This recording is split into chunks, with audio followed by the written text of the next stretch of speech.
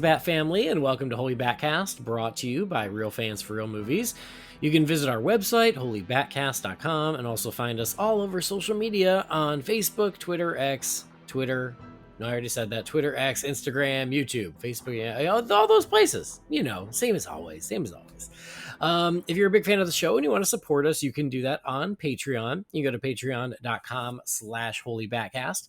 And as always, a big, huge thank you to our patrons. It is the Christmas season. It's the season for being grateful. And I just want all of our patrons to know how grateful I am for you. You all make things so much easier. I don't think you realize it, but you do. And I know that, you do it on the internet and it's quiet, but I want you to know that I'm grateful for it every time we do this show. So thank you guys.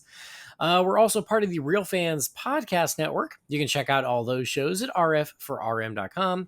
And finally, I'm your Bat host, Andy DiGenova. You can find me on Twitter, X, Instagram, Threads, and Letterboxd. It's just my name, Andy DiGenova. We're continuing the Christmas vibes in this episode. So last time we had Christmas lists, but this time we're spending some time with the Merry Little Batman. We're going to review the new Batman animated Christmas movie, Merry Little Batman. And joining me for that, it's my good pal, Jamie Drewley. Welcome back, Jamie. Merry Christmas, Happy Holidays, Happy Hanukkah, all the things. Feeling festive? Happy winter solstice. Yeah. I don't know. Kwanzaa. All those things. I don't even know all the rest of them. I'm terrible about keeping up with that. But yeah, it's the holiday season. It is. It's the holiday season. That's immediately what started playing in my head when I said it. Dickory dock. And don't forget to hang up your sock. I like that one. A lot of tension in the holidays, mainly because my boss and I both like Christmas music, but don't like the same Christmas music. So there's a big race early in the morning to see who gets to the computers first and turning on the music. Okay.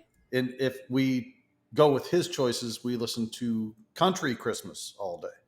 Oh, man. Which I'm not entirely opposed to, but all day, every day. And this started in like 2 weeks before Thanksgiving with him. Okay. And I don't do Christmas music until like Black Friday going forward. I know. Same as me. He burned me out on Christmas music before Thanksgiving even hit of his Christmas music. So now the debate on variety is quite the show in our place of business. Well, have fun with that. The good news is every single person in the building other than him is like, we want his music. Okay, well, good. So. But I was going to say, if it's country Christmas music and it's Kenny and Dolly, that's okay. That's it is. Good. And even Johnny Cash and some other choice ones are again, fine. I don't mind country Christmas. I just don't want it all day, every day. You need to mix it up. Exactly. That's why I have the diverse playlist that I do. I want a little bit of swing and a little bit of rock and a little bit of classical and a lot of Vince Guaraldi. I mean, these are the things that make a Christmas playlist, in my opinion. So yeah. All right. Well, I don't know if you guys can hear, but Harley is up to all kinds of shenanigans in the next room, but they sound like happy shenanigans. I just hear a lot of like screaming and running. So I'm glad she's in a good mood this morning. She probably knows we're going to Disney. Or maybe she doesn't. Yeah, we'll see. We're doing that after. I'd be kind of excited about that. I'm just saying. Yeah, it'll be fun. Well, we're going for the Christmas vibes. We want to take her before everybody descends upon Orlando, which will happen in about a week and a half. And then Orlando becomes insufferable for 2 weeks. So we're going to try to go enjoy some Christmas decorations before that happens. There you go. Anyway, before we get to all the fun stuff at hand, we have to give a shout out to our friends over at Manscaped who continue to be generous and sponsor the show. So Santa baby, the season for a fresh cut is finally here with the sponsors of today's show, Manscaped. The leaders in below the waist grooming have just launched their 5th generation lawnmower to help you avoid another silent night in the bedroom this year. Take care of your special snowflake with Manscaped and watch your South Pole shine like never before. Get the best stocking stuffer of all by going to manscaped.com and using the code BATSCAPED for 20% off and free shipping. Mrs. Claus will thank you.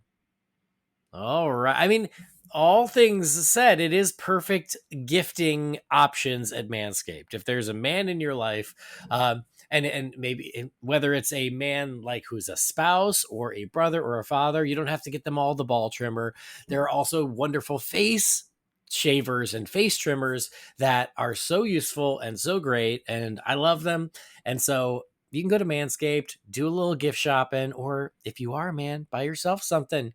You want to look nice and good and shaven and groomed for the new year. So go to Manscaped, do some shopping, try out the new lawnmower. It's amazing. It's the best trimmer on the market, bar none. They don't say that. I'm saying that. I've tried so many over the years, and it's the best one. So if you need a trimmer, or if your trimmer has seen better days, check out the lawnmower. It's awesome. And get that discount. Get 20% off and free shipping by using that promo code BATSCAPED. So I think you'd be very happy.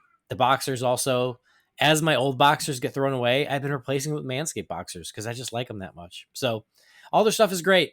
And I know, Jamie, I know you've been happy too. Indeed. My wife has been out of town with my son on a shooting tournament for his precision rifle team all weekend. So I haven't seen her for like 3 days. So knowing that she was coming home this afternoon, I dressed myself up in a little of the Manscaped Persevere cologne. That's the one I use too, yeah. I'm sitting here and it's just wafting off of me right now, and I'm like, I would hug and kiss me wearing this. So I know she will when she gets home. So. Good. Yeah, I love that one because it's like just subtle enough, but it like smells fresh. I like that one a lot. Yes, exactly. So I have, again, I can't like walk through the perfume section of a department store because it just overwhelms my sinuses. I don't know if it's an allergic thing or just I can't handle the overwhelming of it, but all of the scents of anything that I use of theirs, they smell great, but they don't overwhelm. I mean, it's hard to describe properly in words, but I really enjoy Manscaped's products because of that reason, because it doesn't irritate my sinuses and it doesn't make me smell obnoxious or anything like that. So, and my wife seems to agree too. I'm just saying. Well, that's great. All right. Well, folks out there, if you haven't checked out Manscaped yet, please do go to manscaped.com, take a look around. And if you are going to make a purchase, all I ask is you use the promo code. I ask you that because it's going to help you save money, but you're also supporting Holy BatCast. Use BatScaped, get 20% off, get free shipping if you're going to make that purchase. If you're not going to make that purchase, that's okay too. You know, there's a lot of things to buy, but I do think that you'll be happy with anything that you pick up at Manscaped. So say ho, ho, ho to a well-groomed mistletoe with Manscaped.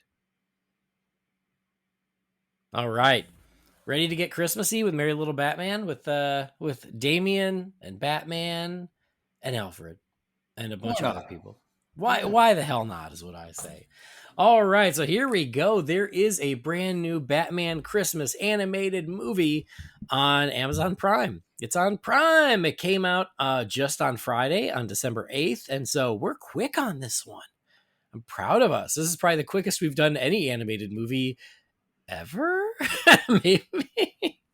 Within 2 days. Like we're on top of it, but you know, we needed Christmas content, and they just decided to hand us this on a platter, so we took advantage. It's seasonally appropriate. So here we go. It's out there. If you've got Prime, check it out. But we are going to take a look at the new DC animated movie, Merry Little Batman. Merry Christmas, Gotham City. In breaking news, Gotham is officially crime-free as Batman continues to clean it up. Dad, I'm ready to be a superhero like you. Woo-hoo! Merry Christmas, kiddo. My own utility belt! Which should only be used in case of a bat emergency. Oh, come on, Dad. I'm not a baby. Hey, I never said you were a baby. Emergency! Call for help! My precious little baby is in danger! Merry Little Batman is directed by Mike Roth and features the voice talents of Luke Wilson as Batman, Jonas Kilbrebe as Damian Wayne, James Cromwell as Alfred, and then a bunch of other fabulous people rounding out the city of Gotham. It is worth noting, I think when we talked about this last, I think it was when we did our like little news roundup, we were like, oh, they're calling it a movie. And we were like, it's probably like a 45, 49 minute animated movie. No, folks, It's a full-length movie. It's 90 minutes. So just something to be aware of and be prepared for. I wasn't prepared. I know Jamie wasn't prepared. No, Jamie was late this morning because he assumed it was going to be 35, 40 minutes long and started it an hour before we were scheduled to start recording. And didn't quite pan out that way. Yeah, I pressed play and I was like, oh my God, this is 90 minutes. All right. We're going to start spoiler free as we tend to do. Although spoilery, I don't know if you can really spoil it. It's what you think it is. It's what the trailer shows. There's no crazy things to spoil. It's not like Batman dies or he and Catwoman get married or anything. Like there's no weird spoilers. It's the story that you are promised in all the promotional material, which is it's Christmas. Damian Wayne is only 8 years old in this world. He's also very non-Damian-like. Can I say that? Yeah, that's fair. It's more of just kind of a generic, enthusiastic little kid that they've called Damian Wayne because for the sake of continuity. But he's 8 years old. He's living with Bruce and with Alfred. Batman has cleaned up Gotham, so there's really not a huge use for Batman right now. But Batman gets called away on some sort of mission by the Justice League on Christmas Eve. And while he does that, bad things happen in Gotham. So Wayne Manor gets invaded by some criminals, and Damian takes it upon himself to defend his home and then eventually chase those criminals, and he gets wrapped up with all of Batman's rogues gallery out there on Christmas in Gotham. So Joker, Poison Ivy, Bane, and Penguin are the biggies, and then we get cameos from some of the other ones. So it's really Damian trying to go out there, and really he's going after his utility belt, but in the process he is causing problems, but also saving Gotham while Batman is away. So again, all that stuff you should have known from the promotional materials, but that is indeed the movie. But spoiler-free thoughts, Jamie.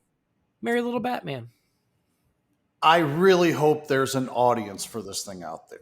Whether it be that 5-ish-year-old target audience that needs that entry-level content to kind of get into the world of DC and superheroes. I feel like that's kind of where they aim this at, and that's fine. They need more content in that realm as far as my opinion is concerned. But this was not made for me. This was not my jam. This was not my thing. I did not particularly enjoy a lot of this film, and there was a point where I was questioning whether or not I was going to be able to finish it. Mm-hmm. And I think the only reason that I did is because I didn't want to leave you hanging for this episode. It would have been funny if you hadn't finished it. And then through the course of our conversation, I'd be like, oh, and then remember when this happened? And you're like, oh, yeah. And I'm like, that didn't happen. Well, peek behind the curtain. I did get up and make a pot of coffee and some breakfast at a certain point. So there's probably 10 to 12 minutes of this that I'm going to be checked out on. Because I didn't feel like hitting the pause button was doing anybody any good while I was doing that. So. Well, and I was here just waiting. To let you know. Yeah, I was sitting here waiting. I was like that Cookie Monster gif sitting at my desk, just being like, all right, let's go.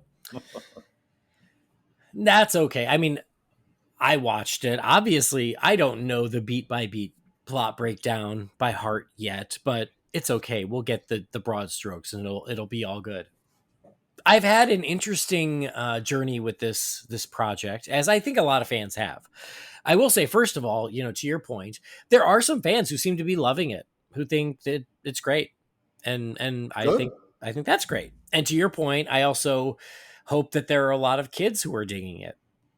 I watched it with Harley, and she was fairly indifferent. She didn't she didn't get mad at me and hand me the remote to change it, which she will do on occasion. Like if I'm watching something that she does not want to watch, sometimes she'll be like, no, and she'll hand me the remote.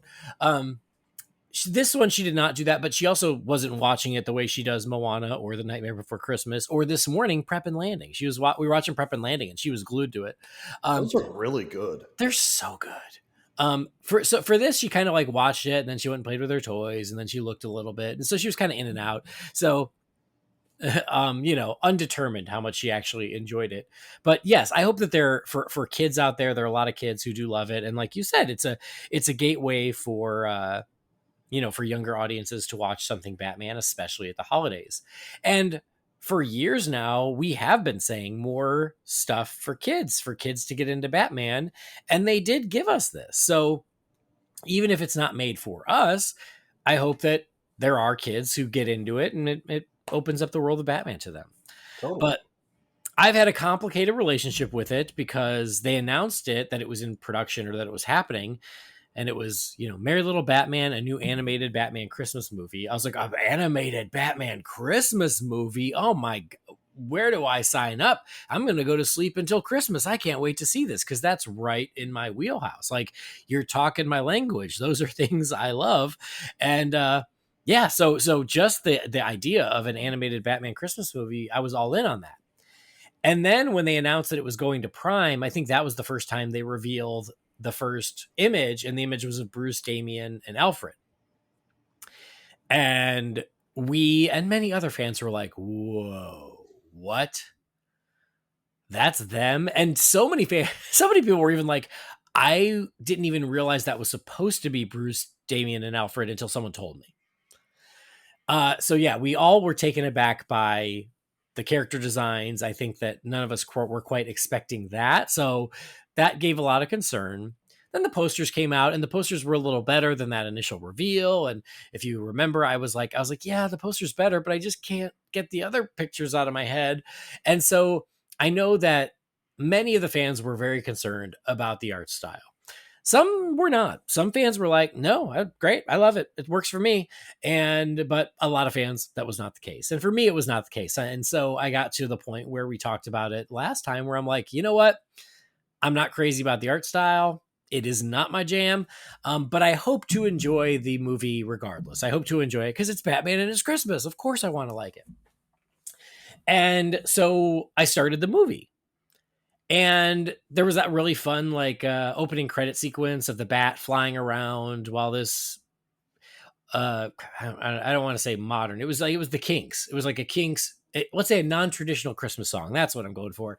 The Kinks singing like this non-traditional Christmas song while this bat flies around. And I was like, listen, the design, I'm not a fan, but the animation is quality. Like it's well animated. Like it's very smooth. It's very like, three-dimensional makes it sound like it's CG, but like three-dimensional as in like there's a lot of dynamic animation happening where stuff is going into the foreground and the background and back. And like, so I'm like, well, at least it's quality animation. And I'm like, yeah, okay, all right, I'll roll with it. For all of the backlash that the style has taken, I'm in agreement with you. I don't feel like they phoned it in here. No. I just think the stylistic choice is either going to work for you or it's not. Yeah. Well, and I think that's what I'm getting at is the style I don't like, but the animation is good, if that makes sense. Yeah. And so, yeah, like I was like, all right, okay. And I started watching it. And for the first half an hour, I was like, yeah, this is, like you get used to the style, you get used to the way things look, and then you start just watching it. And I was like, you know what, this is fun. I'm enjoying this.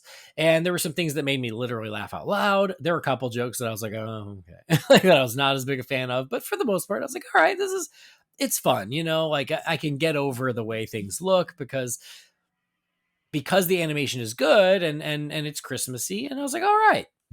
I feel like I should say just right now that my favorite part of that first segment, first act, whatever you want to call it, was the part where Damian put on the aftershave and then two-handed slapped himself in the face and screamed. Oh, yeah. Mm-hmm. I will say there were a lot of nods to other Christmas things throughout. I at one point felt like, really, this is going to be 90 minutes of just wholesale stealing from this other movie, but fortunately, it was just that one sequence. The beginning, honestly, the first act is very Home Alone. And then, he leaves the house and then it becomes a little different. But for the first act, yeah, it is. It's Home Alone. And so I was enjoying it well enough. And then it just kept going and it just kept going. And there was a certain point where I was like, okay, we got to be almost over now, right? Because I got to get on with my day. And I like, and I hit the little, like I paused it, I think, to go get more coffee or something. And it was like 58 minutes. And I'm like, this thing still has another freaking half an hour. And so I feel like it just, and by the time it was done, like you, I'm like, we talk so many about animated movies where we're like, oh, I could use an extra 10 minutes. This is where you're going to do 90 minutes and so for me, it really overstayed its welcome. I was ready for it to wrap up at the hour mark, and then I had to sit through another half an hour of it. And so by the time it was over, I was like, it's about freaking time.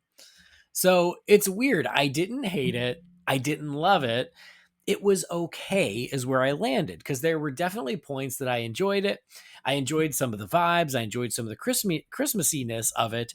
I just feel like it's way too long. And not being a fan of the art style, if the story was amazing and great, then it would be easier to go, you know what? Even though I don't love the art style, this was great. But the story was fine. It was pretty good, And so that's where I kind of land is I don't love the art style. Some of the animation is well done. There's some funny moments. There's some charming moments. But my God, why is it 90 minutes?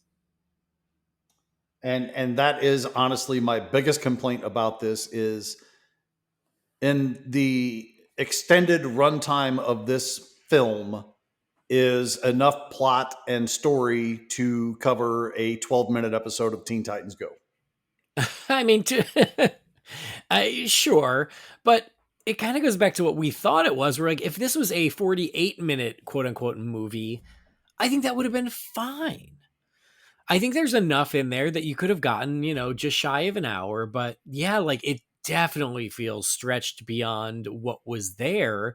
And yeah, by the time it was done, it was like it's about time. So it's weird because that's where I am on it, on Merry Little Batman, which is a shame because it should have been a home run. It's Batman, it's Christmas. These are two of my favorite things. And instead of being, I love it, or I can't wait to watch it, or it's an annual watch, I'm like, you know what? It was okay. I appreciated some of it. It was fine. Will I watch it again in the future? Probably someday, but it's not something where I'm like, oh man, I'm going to watch this every year. Yeah. It's not going to make an annual rotation, a year, 2 years, 5 years down the road, maybe I'll revisit it again to see if there's any change. But like right now, I don't have any motivation to carry a torch for this thing at all. Yeah, exactly. And for the people who it worked for, I'm like, that's great. And I can see that. I can. There's enough that I enjoyed where if this worked for you, I get it. Like, but I didn't love it enough where for the people who really didn't like it, I'm like, no, I get that too.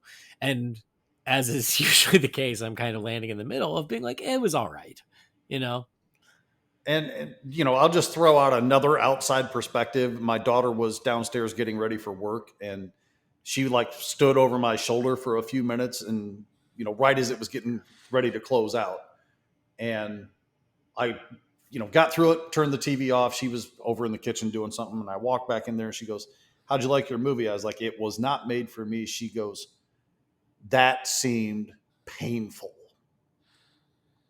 But, an 18-year-old angsty girl, it probably definitely wasn't the target audience there either. So. Yeah.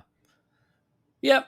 When I was watching it yesterday, Catherine came downstairs and there was probably 15, 20 minutes left, and she half watched it while I was finishing it. When it was over, she's just like, so what'd you think of that? And I was like, it's okay. And she's like, yeah, it looked like something, so having only seen bits and pieces, she was just like, no, I don't know. But apparently young adult girls right now are really, and this is odd to me because it's in my house and with all their friends right now, they're really into Modern Family. Oh, interesting. That's what I thought. I mean, I love that show, so I don't blame them, but that is kind of random. So, but it is one of those things, and I guess it's worth mentioning this now because I don't want to keep harping on the designs because they are what they are. And if they work for you, great. If they don't work for you, I get it because they don't work for me. I don't love it. I just feel like at some point, I don't know, 15 years ago, maybe it was 20. I don't know the exact timeline, but at some point, someone told a lie that kids love crappy looking animation. And for some reason, we're still living with that lie. And I don't understand it. I don't get it. There are so many things that look like this, that look just so ugly. And it's like, no, that's what kids want. I'm like, no, it's not. I have a niece. I have 2 nephews. I have my own daughter. They will watch this, but they will just as easily watch something that is beautifully animated that looks nice. It's not like they're like, ew, that's too pretty. I want the ones where the people look like monsters. No. But for some reason, someone out there in the animation industry is convinced that this is what kids want, and that's not the case. I just don't understand it. And I will also say, we've mentioned in the past, I couldn't get through Aquaman King of Atlantis because it was kind of a similar situation. But I found this way more entertaining and way more watchable than that. That I couldn't even finish. This I didn't find to be quite as annoying as all that. So I don't want to harp on the animation or the style or any of that either, but I'm just going to say a couple more things, and then I'm just going to kind of leave it alone because I'm tired of the conversation about how ugly people think it is. Fine. I agree with you. I don't care for it either, but for, the sake of, I hate being one of those people now that harps continuously on something that they hate about a particular thing. And that's the only conversation I ever want to have about it. I don't want to be that guy anymore. So yeah, I understood. Yeah. I'll say a couple of, I made a post about watching it in the Real Fans group this morning for my cheerathon, and immediately somebody responded that they hated the animation. I'm like, dude, we've heard this since the very first reveal of images for this thing. And I'm over the conversation, whether it's true or not, whether I agree or not. I'm just over that conversation. So I'm just going to say a couple quick things, and then I'm going to leave that part alone, or at least try to. Number one, some of this animation in this thing is very reminiscent to me of Ren and Stimpy, and not Ren and Stimpy as a whole, but like Ren and Stimpy would just have like these weird still photo cutscenes in the middle of episodes where it would be like this super hairy, pimply, ugly, slimy image. Mm-hmm. Yeah. And then it would go about the episode. You know what I'm talking about? Like, totally. I can't even give a specific example, but that's very much what Teen Titans Go does that too. They do that. Yeah. Oh yeah, they do that all the time where they're like, well, at least I'm not as stinky as Robin, and it's like this extreme close up that makes Robin look all gross with like stink lines and everything. It's yes. Yeah, I guess you're right. Okay, but there was also a moment where there was a little bit of a flashback scene where Batman was dealing out with these villains, and that was the moment where the revelation came to me, because I didn't keep up with any of the pre stuff on this. Like, I saw a couple of the images and one of the posters, and I was like, yeah, okay, whatever. And I didn't watch the trailer or any of that stuff. I just came into the movie fresh. And I don't know if it was ever discussed, but I never feel like I caught any of the conversation about these villains, and even Batman to an extent, and Alfred are all aged up in this. Mm-hmm. Yeah. But in this flashback sequence where they showed Bane and Joker and Freeze and Penguin looking more like what we would associate with a more classic look for all of them, I didn't think that was that bad. Yeah. No, I agree with you. Like, if you gave me 45 minutes of that, I'm probably okay with the stylistic choice. But because they aged them up to ugly them up, and that was the choice that they went with, I couldn't get on board with that choice. But, for as quick as that flashback sequence was, I think it was probably only 15 or 20 seconds. I looked at that and I go, oh, well, that's what I would have rather seen. But that's not the choice they made. I've said my piece about it. I would have rather seen that than what I got, but I don't really want to talk about the ugliness or whatever of the style anymore, because I don't want to harp on it. I don't want to be part of that. I agree, and I'm the same way, and that's why I'm like, I'm trying to make my point without belaboring the point. But I agree with you. When we did get that flashback and everybody looked just a little bit more traditional, you're right. It was an improvement, and you're like, oh, that would have been a little better.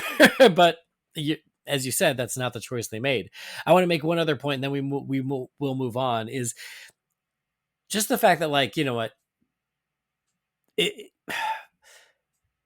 I could see people being like, and I feel like this happened is like, oh, you know what? Like, who cares what the animation is like if it's a good story, or, you know, if it's fun or whatever.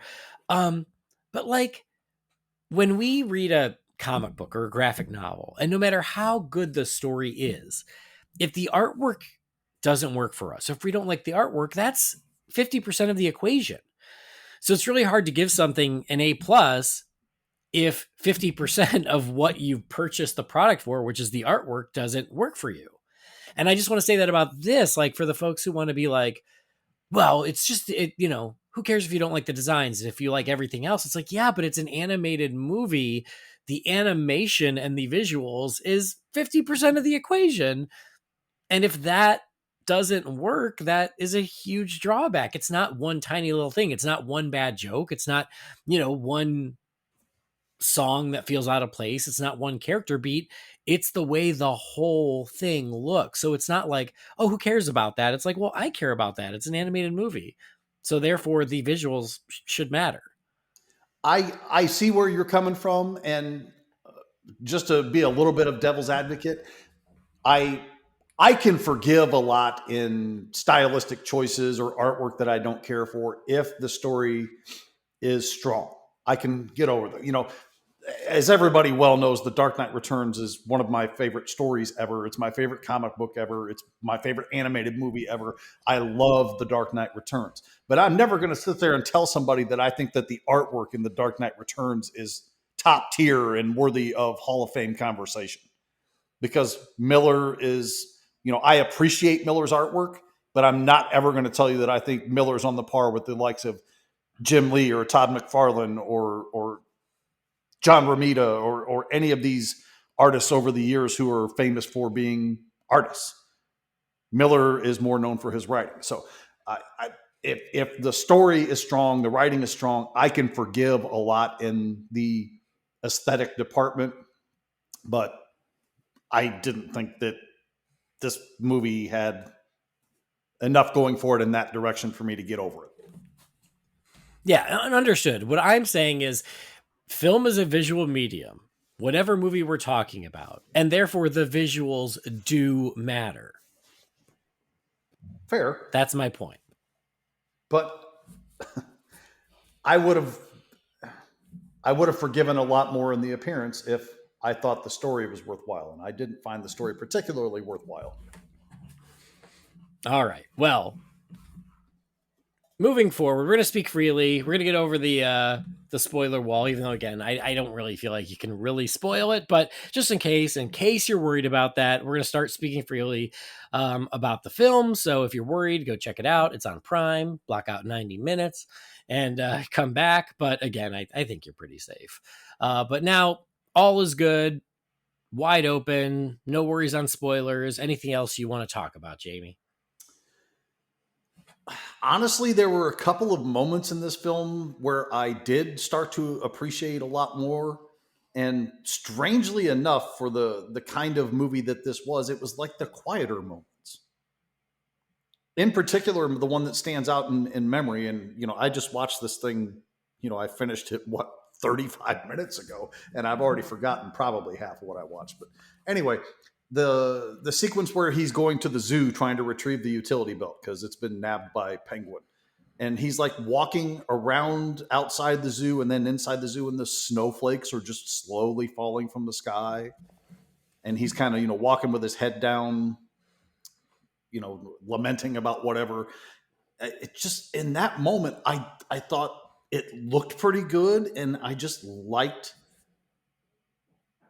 the quietness and the beauty of the snowflakes coming down. Like that, for me, that's the one moment that truly stands out as, okay, they're really putting in an effort in this part. Yeah. Not to say they didn't put effort in the other parts, but I appreciated this more than I appreciated most of other things that I saw. Well, and I agree with you. I think some of my favorite moments are just like the very Christmassy moments like that. Like I liked Wayne Manor in the snow with the big stylized snowflakes falling, and Gotham at Christmas time, and even like the parade, stuff like that. Like I liked all that because just of how Christmassy it was, and it Yeah, it looked pretty good, all things considered. Yes. I'll say the part that made me laugh the hardest in the whole thing in 90 minutes. I liked the insane sequence of events it takes to get to the Batcave in this world, where it's like just one thing after another, where it's like, through the wall and through the trap door and through the fake door and through the elevator. And it was just like one thing after another. I thought that was actually pretty funny. But my favorite moment is he's in the elevator and you've got like the elevator music of Christmas music, and Damien just starts singing "Oh Holy Night." That, for some reason, that really made me laugh. Okay. So I would agree or disagree with you, but I'm pretty sure that was one of the moments where I was in the kitchen. Oh, okay. Yeah, it was pretty early on. I like the smartphone bandits, as I took to calling them, had left the house. At some point, like right after that, is when I went to the kitchen, and when I came back in, he was talking to the Bat Dad computer. Yep. So you missed that part. Yes, I missed that. Because after the wet bandits come and go, which again, like this whole part, I'm like, God, it's so Home Alone, but I think intentionally so, and I didn't have a problem with it. I thought it was fun. But yeah, after they manage to escape with the utility belt, he decides, oh, I got to get the utility belt back, and he goes down to the Batcave. And yes, it's like this. It's just a constant, very complicated way to get to the Batcave. And then, yes, that's when he finds the costumes, and he finds his own costume, and yes, starts talking to the AI Bat Dad. So they showed those bandits like in the house, and he's like recording what they're doing. And I'm like, okay, so they're smartphone bandits instead of wet bandits. Okay, haha, I get it. And then they roll up to the house in the van, and I'm like, and then Damien starts setting like the traps for them, and I'm like, oh my God, is it really going to be 90 minutes of this? And fortunately, it was only about 10. Yeah. Because I was really getting concerned. I'm like, okay, so maybe they just done this much homage and it's done. And then like 3 more traps happen. And I'm like, oh, I was really concerned at that point. So by the time I realized that they were shutting that off and finally going a different direction, I kind of breathed a sigh of relief. And I was like, okay, that was just a sequence moment in the film. And we're not just doing Damien Home Alone here. Yeah. It's funny. We got a lot of homage to Home Alone. We get quite a bit of homage to the Grinch, because at the end, Joker and his partners, they steal Christmas, and they have all the Christmas presents from all of Gotham. And then there's quite a bit of homage to Batman Returns, as you would expect. And then Batman and Robin. Because there's a moment, well, not even a moment, I think it's for most of the special, where Poison Ivy is teamed up with Bane. And I'm like, I don't think that's an accident. And Bane is very much the Bane from Batman and Robin. Yes. And I will say, I didn't like the way he looked, but I liked the idea of Bane posing as Santa, and Damien goes to talk to Santa, and he realizes that Santa's not saying anything. And when he pulls down the beard, he just sees like the scary Bane, breather, which I thought was pretty funny. And we also got the Penguin Commandos. Yeah. So I liked that too. So like those little nods were funny. Did you see the bat nipples joke, or were you getting coffee? I might have been tuned out by that moment. I don't know. It was when he went down to the Batcave. So I don't know what time you got in there, but yeah, he goes down to the Batcave and he's looking at the costumes, and there's a joke. There's a joke about, it's like there's a version of like the old Cereals costume where he's like, oh, too baggy, or it looks so saggy, or something like that. And then there's the Batman and Robin bat nipples one, and he's like, oh, and that one leaves nothing to the imagination. Nope, I completely missed that. Yeah. So that was during your coffee run. Now, the one thing that did make me chuckle out loud, and there was only one in the whole movie, and this is more about I related to it more than the actual line or joke itself was funny, was the Bat Dad computer image thing, the video telling Damien, your mom was a real smoke show. Yeah. So that made me snicker, because I always tell my kids, your mom's a fox, or your mom's super hot, or stuff like that. And they're always like, Dad, shut up. Ah. So I get the saying of that, and the kids' reactions to it. So I Yeah, appreciated that. yeah, I liked that. And I liked Luke Wilson as Batman a lot. I will say overall, I thought the vocal performances were very good. I didn't really have an issue with any of them, but I thought Luke Wilson was really good as Batman. He was just funny enough, but still Batman-y enough. I thought Jonas Cabrid, I mean, he did all the heavy lifting because he was Damien. He had to do the whole darn thing. And then James Cromwell, despite how Alfred looked, made a very good Alfred voice, and I really liked him too. So I don't have anything super positive or negative either way to say, other than Joker's voice for some reason just irked me a little bit. And no disrespect to the actor portraying that voice, but it just didn't work for me. Yeah, honestly, it didn't strike me one way or the other. And that's how I feel about pretty much every performance, top to bottom in this, other than his. Like, that one is the only one that stood out to me in any positive or negative light. And unfortunately, it stood out to me as negative, and I just didn't care for the choice. Yeah. I feel like I have confessed this in other podcasts, but I am not a hot cocoa fan. I don't, for some reason, it does nothing for me. That I don't like it. Surprises me. I know it's weird, really right? does. I love the idea of hot chocolate. I like it sounds great, but then whenever I try to drink it, I take like a sip and I'm like, nah, I don't want this. Well, I guess adversely, you're not huge on chocolate the way that normal people are. So, I mean, I love chocolate in the right circumstances, but yeah, but you don't like it in cereal, and you don't like it, That's true. I don't like it in cereal, and I'm not a big like chocolate candy person either. So, but I love like, chocolate cake and cupcakes and ice cream and stuff like that. I love it. But yeah, like, anyway, my point is this: I'm not a big hot cocoa person, but I will say Alfred's hot cocoa looked amazing, and I really enjoyed that. And another gag I thought was funny where Damien was trying to eat all the marshmallows while Alfred made the hot cocoa, so he had to run out and get more marshmallows. I thought that was actually pretty funny. Yeah, there's a lot of things in this that I would say I didn't find particularly creative or clever, but that was actually one thing I thought, okay, that's pretty clever that Damien ate because I couldn't figure out at first why he was eating all those marshmallows. Like, what's going on here? And then it dawned on me, oh, now Alfred's out of marshmallows, so he has to go get some to finish this concoction off. Yeah. And that hot chocolate, actually, I can't remember the name of the place because it's like a weird name, but there's that one Emporium or whatever it is in Universal Orlando that has those extravagant milkshakes. Oh yeah, Toothsome, thank you. That's what it looked like to me, as something you would order there. Yeah, probably. But anyway, it looked so good. And again, I'm like, man, I wish I liked hot chocolate because that looks amazing. And I know I would go get some and just not really enjoy it. But anyway, I appreciated that moment. I'll tell you the point where at the beginning, and this was like, some of the stuff that didn't work for me, where I was like, and it's sort of what you were talking about earlier, kind of the extreme close-up joke situation where Bruce says, "Oh, I broke all my ribs," and he like opens his shirt, and it's like an extreme close-up of his whole torso just being completely beat up, and there's like a scream sound effect, and I was like, oh no, is this what we're doing? That was the point where I was like, I'm a little concerned. And the rest of the movie has a little bit of both. It has moments like that where, again, didn't work for me. It was trying a little too hard. And then there were moments that I thought were legitimately funny and clever. And yeah.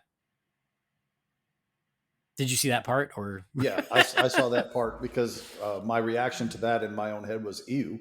I know. I mean, I guess that's what they were going for, but it just felt so like,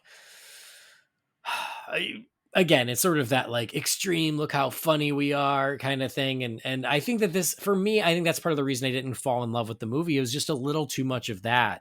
I wanted a little more sincerity and not as much of look how funny and clever we are. Because if you've got to keep screaming how clever you are, maybe you're not all that clever. Yeah. And, the way that a lot of the Easter eggs were presented in this were so not subtle. Yeah. Like the Bob Kane and Bill Finger highway signs, or the Thomas and Martha Wayne tombstones right in the foreground. Like, if he's driving and they're like in the background where if you blink and you miss it, I get it. But like having them in the foreground where the camera actually stops so you can read it, I'm like, why? Why is this even here? Yeah. They needed like that. Yeah. They were just missing the Looney Tunes, like neon arrow that pops up and is like, look. Yes. But yeah, you're right. And I appreciate nods. I appreciate Easter eggs. I'm not looking down my nose at them. Because those were some of my favorite things about the movie. But you're right. Like, I love that the Penguin Commandos were part of Stealing Christmas because they were just part of the scene. And if you realize, oh, they're from Batman Returns, like, then it's cool. As opposed to the nipple joke, which I'm like, okay, Bat Nipples is already an old joke. Like, and they didn't come up with something super clever. They just wanted the Bat Nipple joke, right? Yep. And again, and I think that's why the movie for me is very much like it's the epitome of a mixed bag, because there were things where I was like, oh, that's funny, and there were things where I was like, okay, like you're trying a little too hard. But yeah, I just would have appreciated a little more sincerity, and there was a little bit towards the end, but for me, it didn't really work. It wasn't great, especially because like the whole premise is about Bruce being an overbearing father, being too protective because Damien wants to be a superhero, but he's only 8. And Alfred seems to be on Damien's side in this. And I'm like, he's 8. It's really hard to fault Bruce for not wanting his 8-year-old to be out there in death-threatening or life-threatening circumstances. So even at the end where it's like Bruce learns a lesson because he gets knocked out and Damien is able to fight off the Rogues Gallery, I'm like, he's 8. He shouldn't be doing that. But it was like Bruce is like, oh yeah, I guess he is ready. And I'm like, no, he's 8. Well, again, I think that's who they're targeting it at. So that's why, more than it makes sense, that the 5 or 6-year-old watching this who would look up to an 8-year-old would be like, yeah, I understand. 8 probably, I might be ready in 2 to 3 years. I think maybe that more so than it actually making sense in a real world application. I guess. I'm just like, maybe I'm giving them too much credit here. I don't know, but well, I mean, maybe it's just, again, it's like the movie wants us to go, yeah, Bruce, like, you're being ridiculous. And I'm like, no, you're not. He's still a child. He's not a preteen. And he does not have the League of Shadows training that Damian Wayne usually has.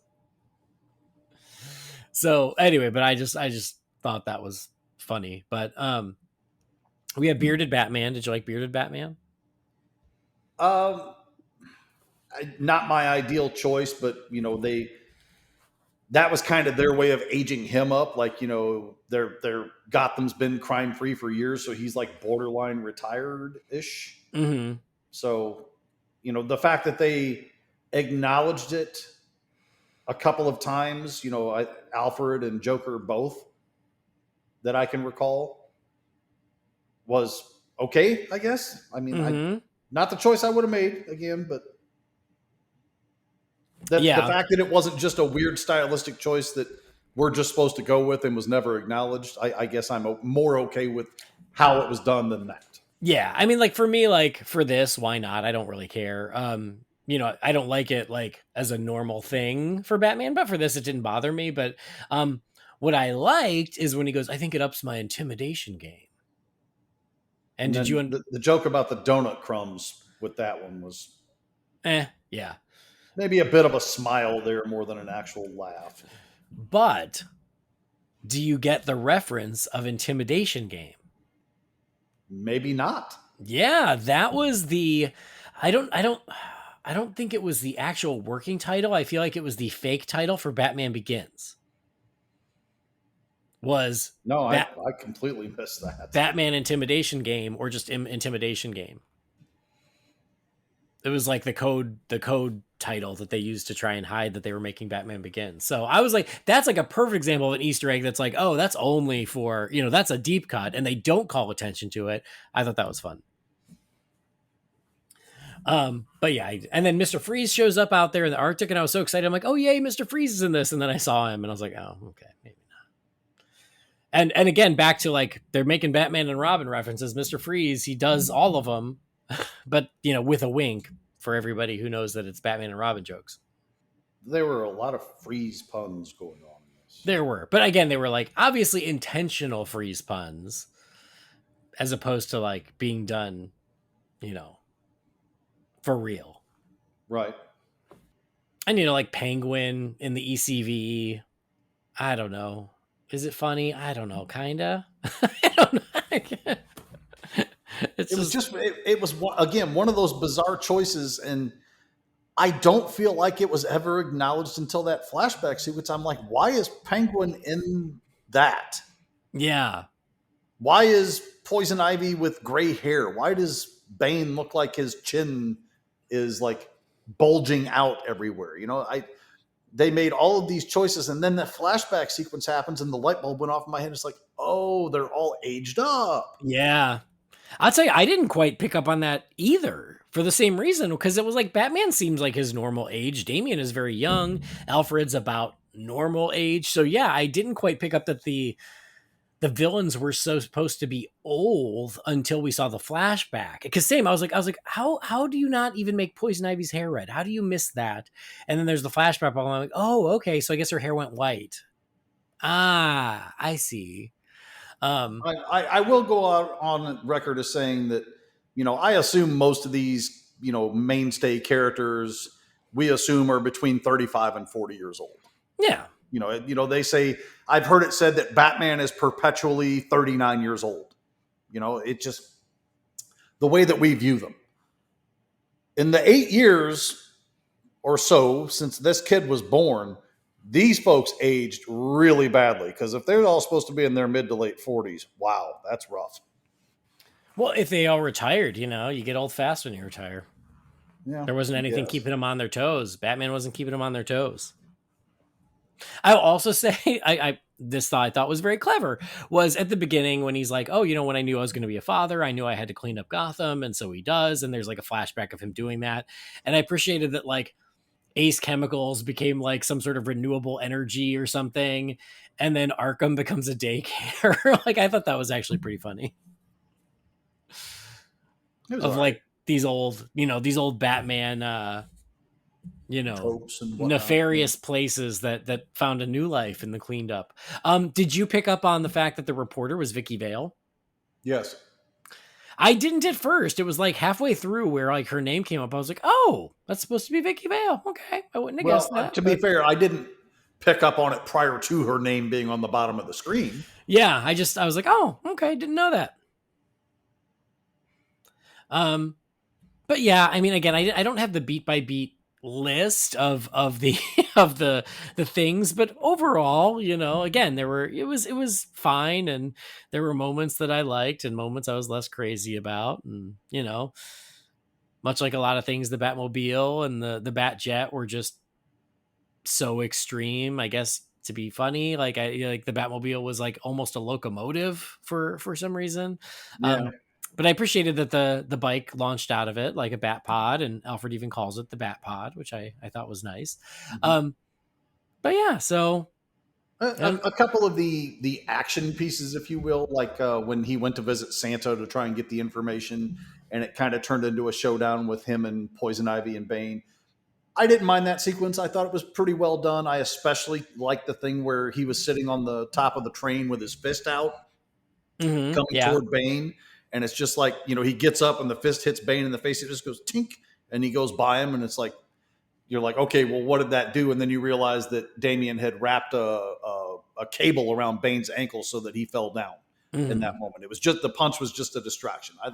I appreciate that a kid fighting this massive physical threat would use his brain more in that situation. I mean, that really felt like a Batman moment, if you will.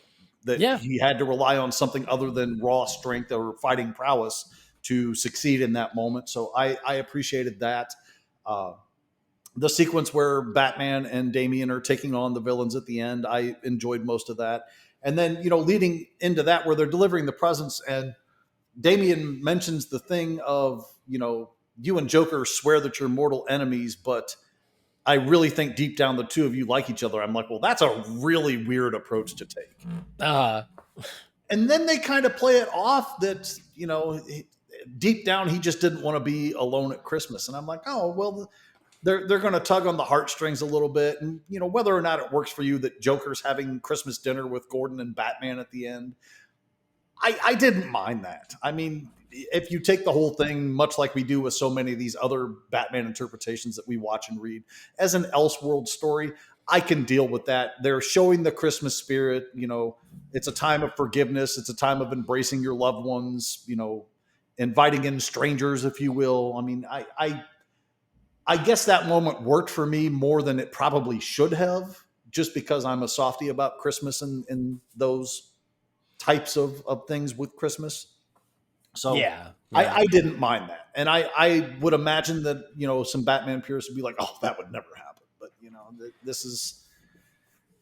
this is not something I'm going to hold to standard of not my Batman or something like that. I appreciated that. There was some good heart in that moment. And I liked it. No, I didn't bother me at all, because you're right. Like, this is so silly and so out of continuity and so ridiculous that, like, yeah, you can't, like, at that point, who even cares? Like, do what you want to do, because it's its own thing. And you're right. I didn't mind that at all. Kind of like I don't mind in the Lego Batman movie that the fact the whole thing is sort of this weird unrequited love story between the Joker and Batman. I think that's actually a funny take. And this is sort of a version of that. And I thought it was fine and it was funny. I was also going to say, the things that I liked the most about it was the Christmassiness of it.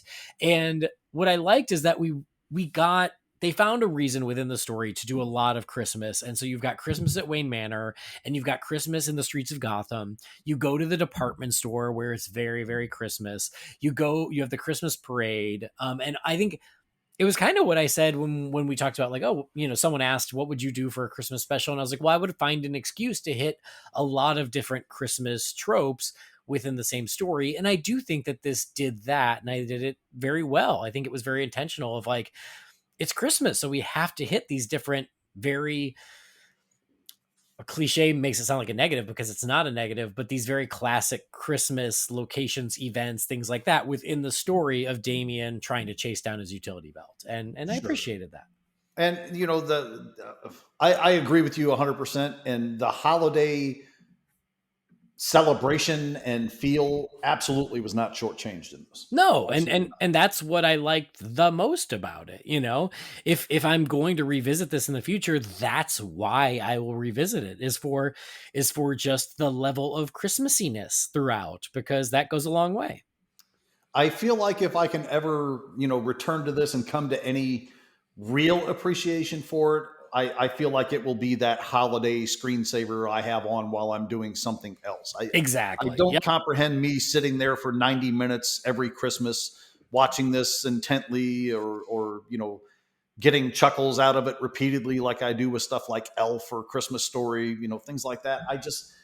I feel like, I know how you love this, but I think you've even acknowledged it.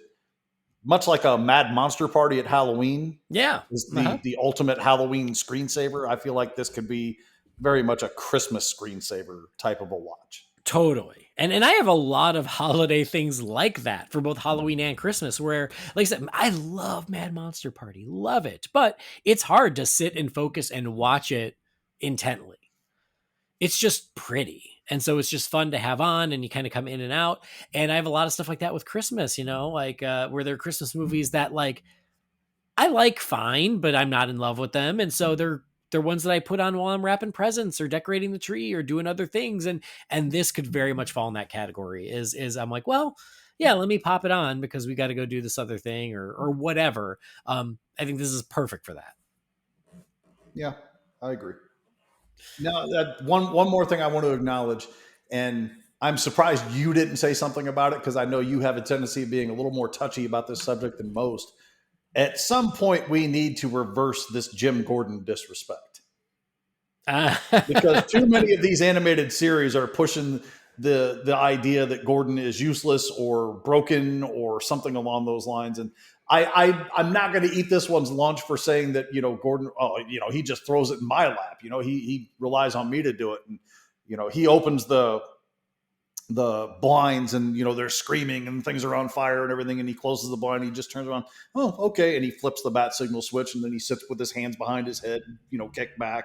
And he's like, I sure am glad we have the bat signal. And I'm like,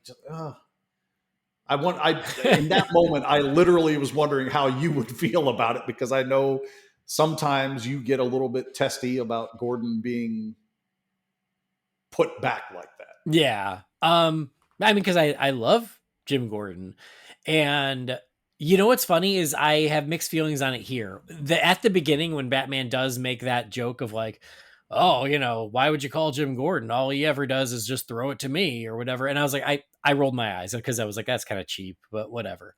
Um, but then at the end, I did think it was kind of funny when he's like, oh my God, I've got to do something. And he just flips on the bat signal and then lays back. At that point, I was like, oh, okay, that's kind of funny. Because again, much like we were just talking about, I'm like, everything about this is so ridiculous. I don't hold canon against it. Yeah, I mean, it's hard to take something like this seriously in that department. Yeah. So again, like the first time the joke was made, I was just like, and then the second time, and then when they actually showed it, I thought it was kind of funny. I did find the bit where, it's dead silent. He opens the blinds and all of a sudden the sights and sounds both kick in. Those kind of gags usually work for me pretty well, especially when like you close the blinds and it all goes back away again. Like those kind of things usually work for me. And this one didn't make me laugh, but it was another one of those that was pretty good moments. Yeah. Yeah. All right. Well, I think we've said what we need to say about it and how we feel. And so Harley wants to check in here. So she does. She's like, Daddy, I want to go to Disney World. Can you please finish? I can understand toddler speak. And that's what she was saying. But anyway, let's get some closing thoughts and some letter grades. So final thoughts on Merry Little Batman, Jamie. It was a choice. It was not one made with me in mind. Again, if this thing works for you better than it did me, I am elated for you. I think it's wonderful. If this is a holiday tradition for you from this year going forward, great. I wish I could be in that camp, but I just don't feel like I'm going to be, but we've said for a long time, I'm trying to be a more mature person about this kind of stuff. I don't want to constantly be negative or just acknowledge that something is not for me, but that doesn't mean it can't be for somebody else, and, move about my life in a more positive fashion. So that's kind of where I'm at with this one. I don't think it's quite where I would like it to be, but whatever, they're not making everything with me in mind. I'm not supplying millions of dollars to these studios and companies for everything that they do. So for me, I think I'm going to land this one. I'll be generous for the holiday mood here and give it a C-. Oh, okay. It's a little more generous than I expected, but okay. And yeah, I agree with that. Do you know what's funny is this is something that me and Scotty and Michael have said many times over the years on some of our holiday specials, whereas we go, man, I love this story and I love the music and I love the voices. I just wish I could take this soundtrack and put it to new animation. And that's how I feel about this movie, is if you took this and just put it to animation that was a little bit more aesthetically pleasing, I think I would watch it every year. This was so close. It could have been so easy. And they just made some choices that for whatever reason, they decided, no, this is not going to be for everybody. And so where it lands is it should have been something that I freaking loved and I was over the moon about and I couldn't wait to watch again. And instead I'm like, it's okay. And that's where it is. It's there are some things I like, there's some things I don't like. And in the end, it's kind of a wash and I could take it or leave it, which is a shame because Batman and Christmas should have been, I should have been the easiest of lays for this. And instead it's like, eh. And so, yeah, I'm just at a plain old C right down the middle. Humbug. You always got to one-up me. I'm sorry. No, I decided that yesterday when I finished watching it and I put it on Letterboxd. I didn't write a review, but I did do 2.5 out of 5, right down the middle. C. There you go. But again, for the people who are into it, that's awesome. Now you guys got something to watch every Christmas. For me, I'm going to go back to Christmas with the Joker and Holiday Nights and and the awesome Justice League action Party Animal. And I'm going to put all of those on for my Batman Christmas itch before I put this on. All right, one other thing I wanted to tell you about before we jump to the Wayne Manor mailbox is we have another sponsor and friend of the show, and that is Magic Mind. And I wanted to give them a quick shout out and let you guys know about Magic Mind. And essentially what they are is they're little energy shots, but they're all natural energy shots as opposed to some of the other energy shots out there. And I'll be honest with you guys, I had never really done energy shots. I just don't. But they reached out and they sent me some Magic Mind stuff. And I was like, listen, there's no harm. We could all use more energy. I could certainly use it in the morning because I am not a morning person. And you know what? I don't know how they work, but they work and they're all natural. So I don't feel bad about it. And they're easy to drink. It's just a little sweet little shot that I take in the morning with my coffee. Because I need it and it works. I just feel more focused and awake in the morning. Usually I need a good hour to kind of shake off the cobwebs when I get to work. And since I've been taking the Magic Minds, that hasn't really been the case. So I take it on my drive in at the morning and it always tastes better than I fear. Cause I'll be honest, it's green. So I was like, I don't know how this is going to taste, but it's actually, like I said, it's just sweet enough and it's easy to drink. I do it on my drive into work. And then I just feel by the time I get to work about a half an hour later, I just feel more focused. So it's worth a shot if you guys are interested. Again, no pressure. I'm not here to pressure you in anything, but I want you to know about them. Magic Mind. They are going to start launching in Sprouts, the Sprouts farmer markets in January. So if you have one of those near you, you can keep a lookout in January. Or if you just want to take a look, go to magicmind.com/BatCast. And then much like our other sponsors, we have our own promo code. If you're going to make an order, use BatCast20 to get a discount. Depending on how much you order, the discount goes up. So you can save up to 50%, but that's only if you order like a ongoing subscription, which again, I'm not going to pressure you to do because I want you to try it first. You should try it first to see if you like it.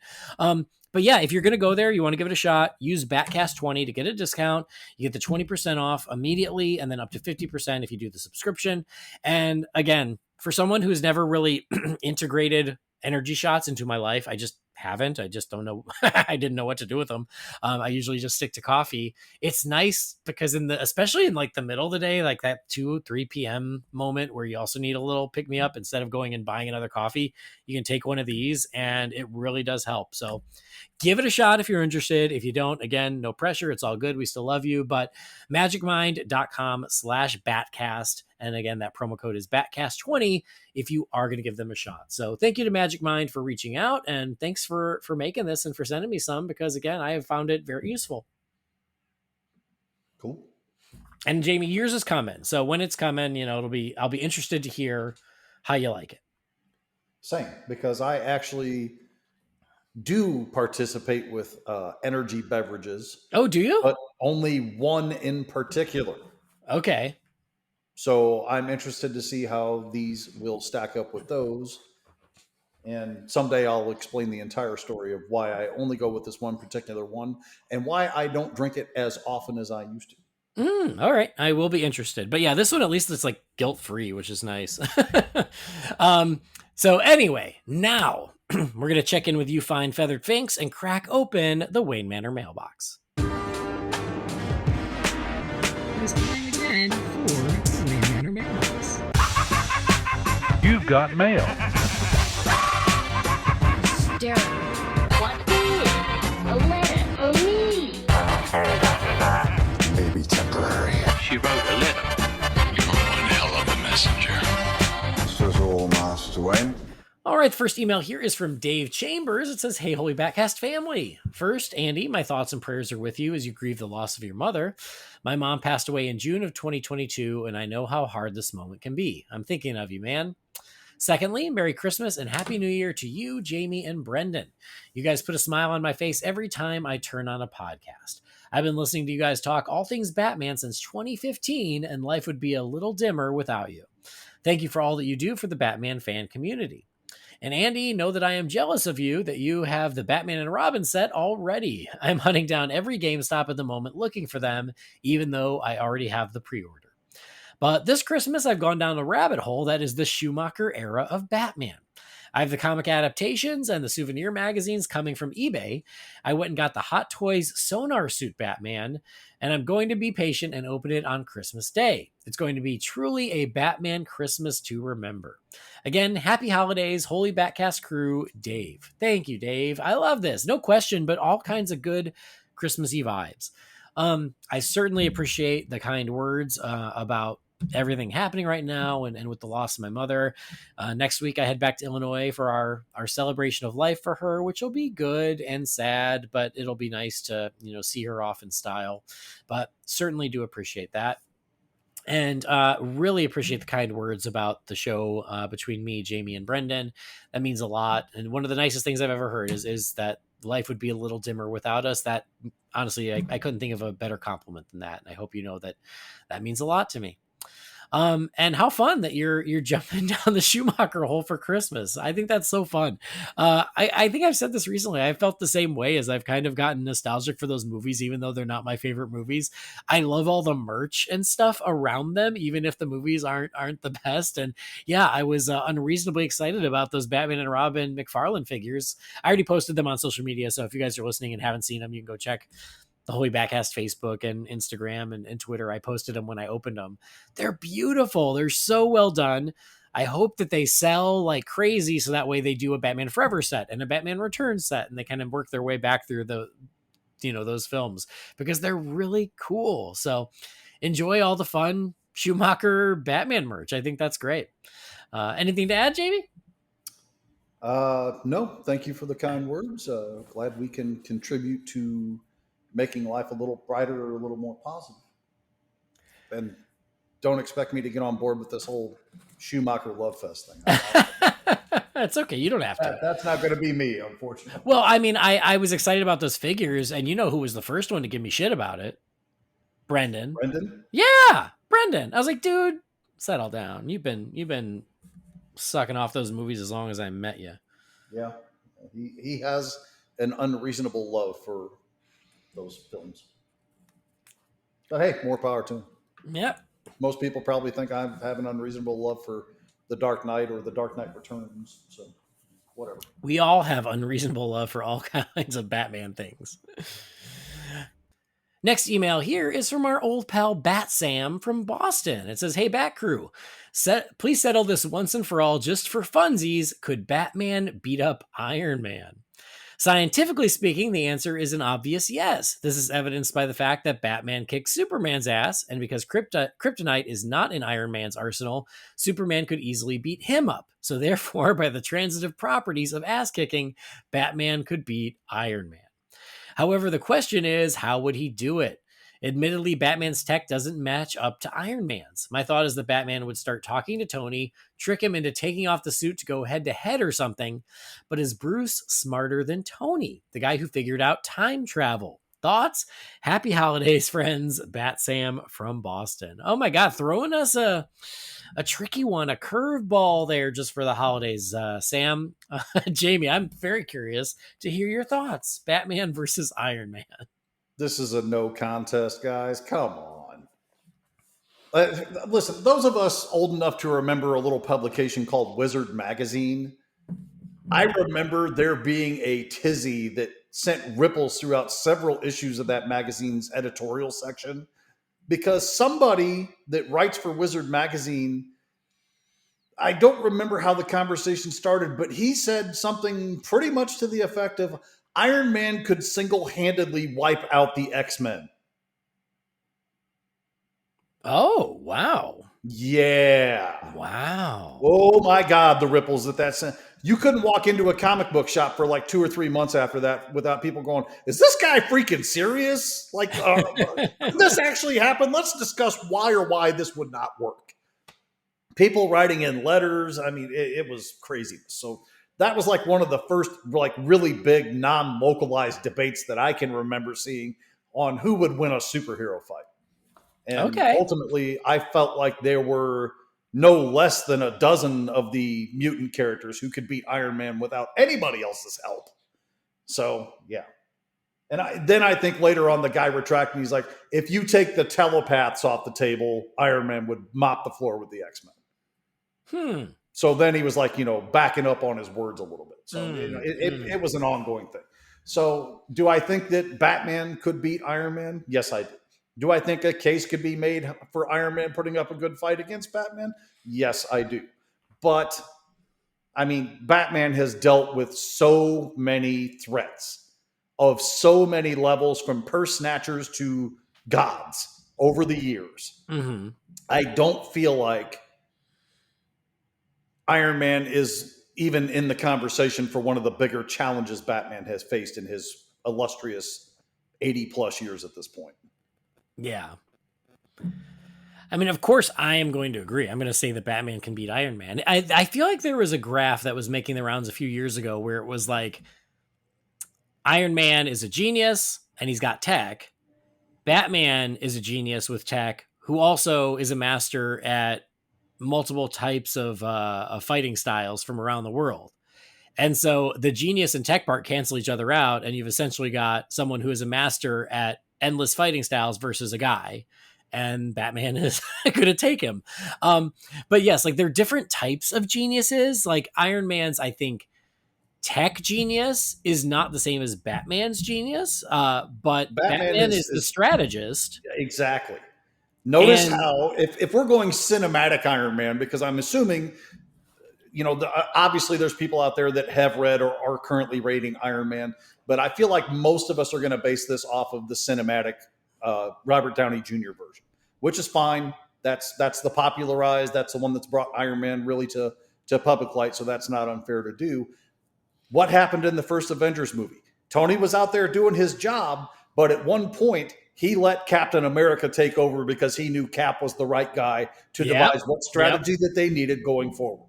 Yep. Batman is Captain America in that situation. So, sorry, advantage Batman. I was literally going to say the same thing. Is like, yeah, Iron Man knows to delegate to Cap for strategy. Batman is the strategy. So, yep, it would be a heck of a good fight. I don't know if Batman would trick Iron Man into taking off his suit. I think Batman would find the chink in the armor to disable much of the suit and go from there. Well, I mean, the obvious place that my mind went first, and I'm sure somebody will give me all the reasons why this is flawed or wrong, is you have to imagine there's a utility belt with some kind of an EMP in it. Mm-hmm.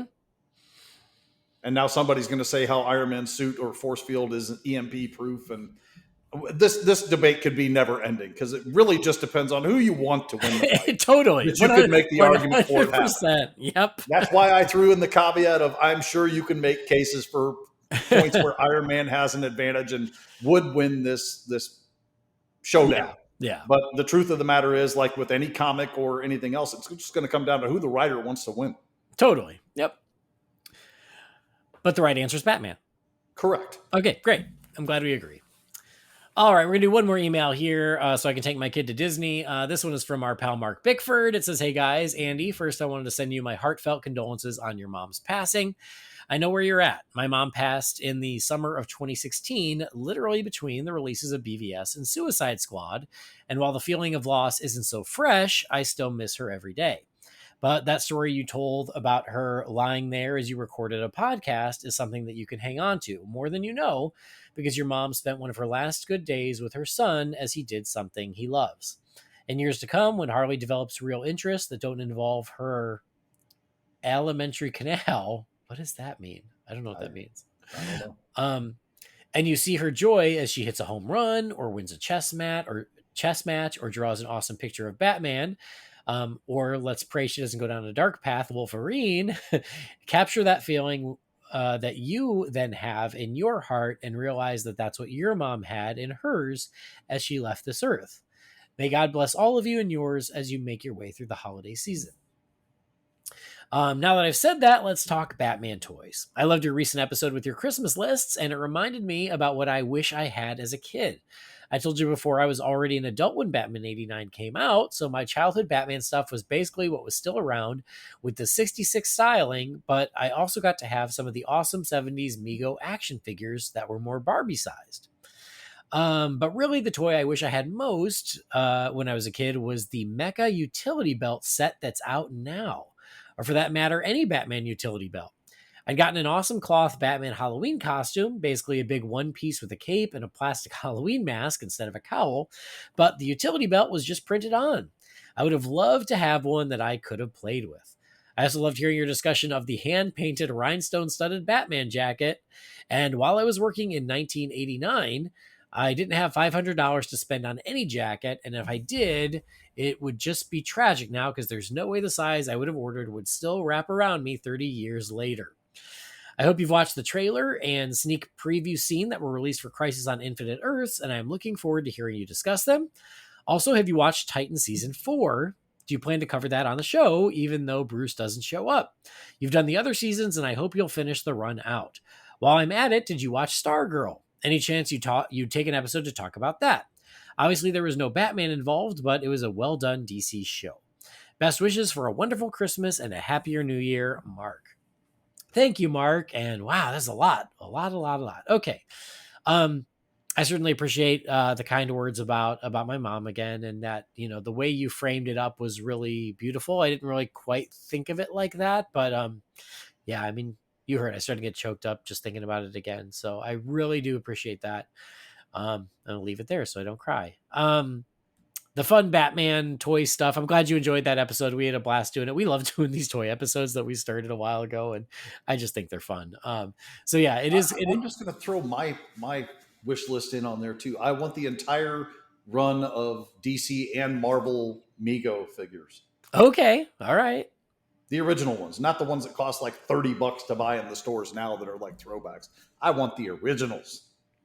Great. Because I had so many of the originals that I didn't take care of and probably fed to my dog at one point. So, well, eBay's always there. Yeah. Have you seen how much those things cost, though? I have not. I've not. That's checked. why I need Santa's assist on this. Okay.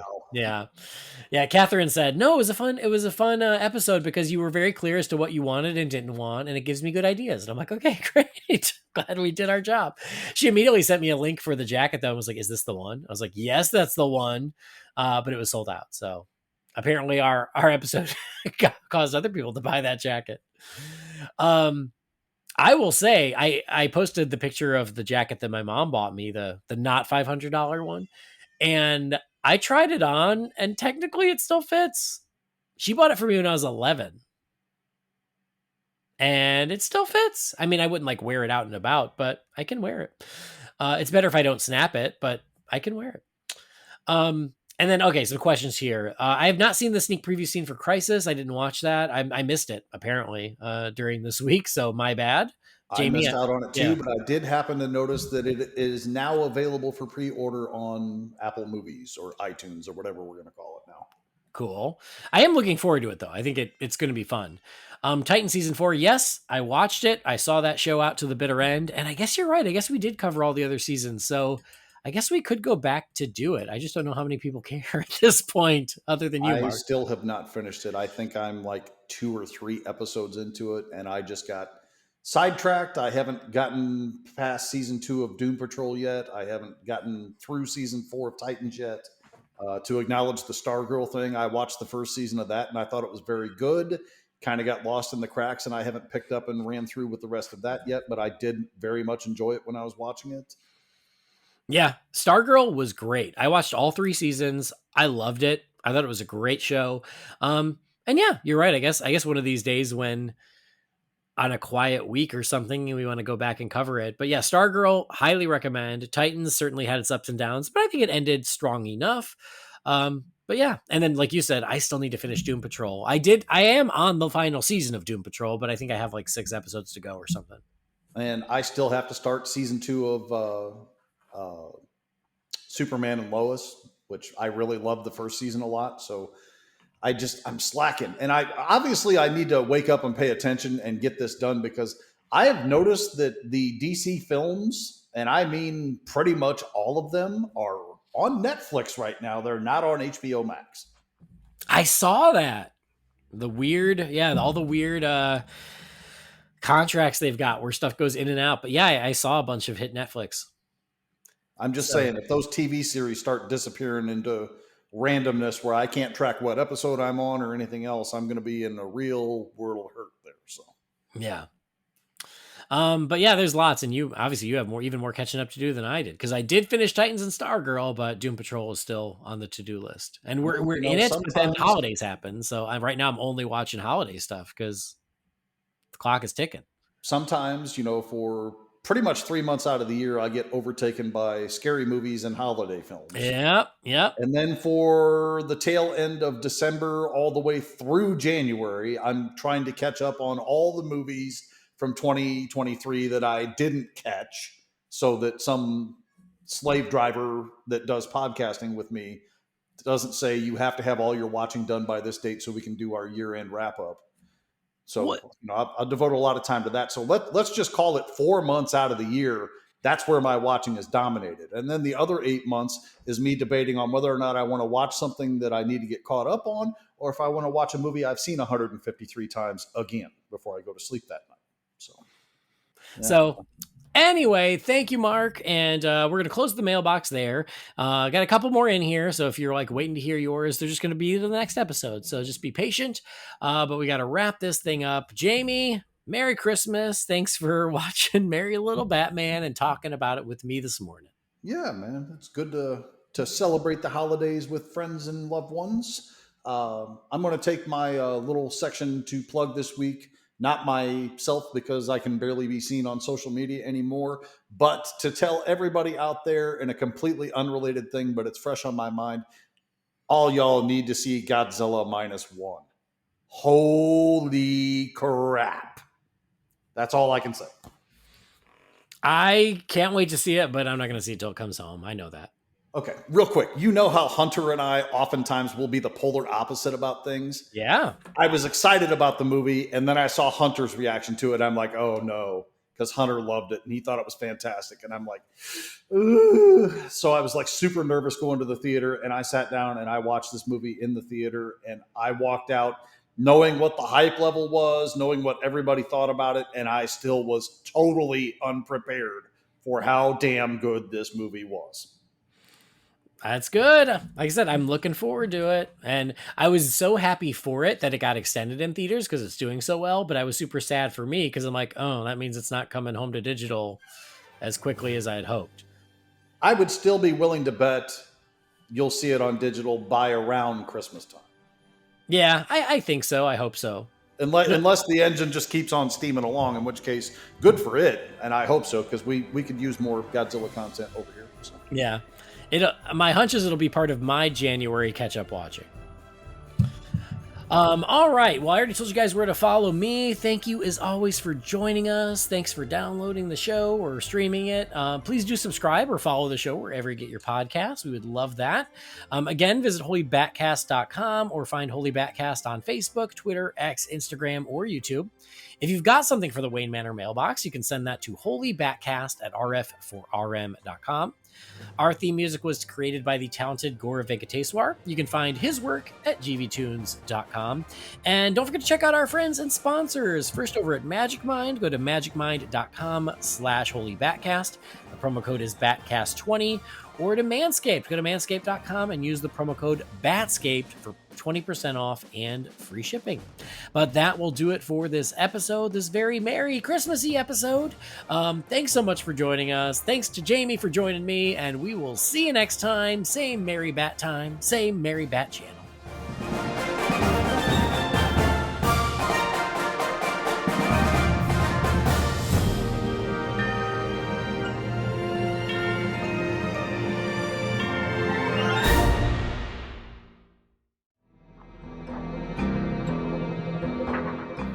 Holy BatCast is not affiliated with Warner Brothers or DC Entertainment. The views and opinions shared by the participants are theirs and theirs alone and do not represent the companies or organizations they happen to work for.